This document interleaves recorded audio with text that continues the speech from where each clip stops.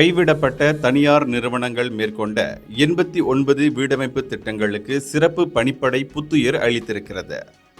இவ்வாண்டின் முதல் 2 மாதங்களில் கிட்டத்தட்ட 6.48 பில்லியன் ரிங்கிட் மதிப்பிலான அத்தனியார் திட்டங்களுக்கு உயிரூட்டப்பட்டிருக்கிறது என்று வீடமைப்பு ஊராட்சித்துறை துணை அமைச்சர் டத்தோ ஐமான் அதிரா சாகுல் கூறினார்.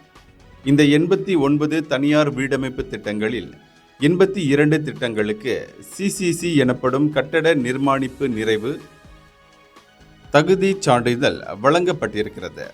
எஞ்சிய 7 திட்டங்கள் கட்டம் கட்டமாக நிர்மாணிக்கப்பட்டு வருகின்றன என்ற அவர், இந்த பட்டியலில் இருந்து இதுவரை எந்தவொரு கைவிடப்பட்ட தனியார் வீடமைப்பு திட்டமும் விடுபடவில்லை என்றார்.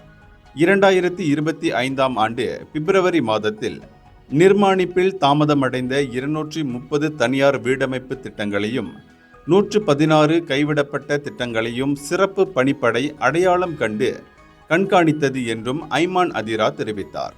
இந்த திட்டங்களின் மொத்த மதிப்பு 107.04 பில்லியன் ரிங்கிட் ஆகும். தம்முடைய அமைச்சு இத்திட்டங்களை தேசிய வீடமைப்பு இலாகா வழி தொடர்ந்து கண்காணிக்கும், அவற்றின் மீட்சியையும் உறுதி செய்யும் என்று அவர் சொன்னார். இத்திட்டங்களுக்கு நிதி அமைச்சின் ஒப்புதல் கிடைக்கப் பெற்றதும் மீட்சி பெறும் நடவடிக்கைகள் முன்னெடுக்கப்படும் எனவும் அவர் தெரிவித்தார். இதய குரல் மக்களோசை.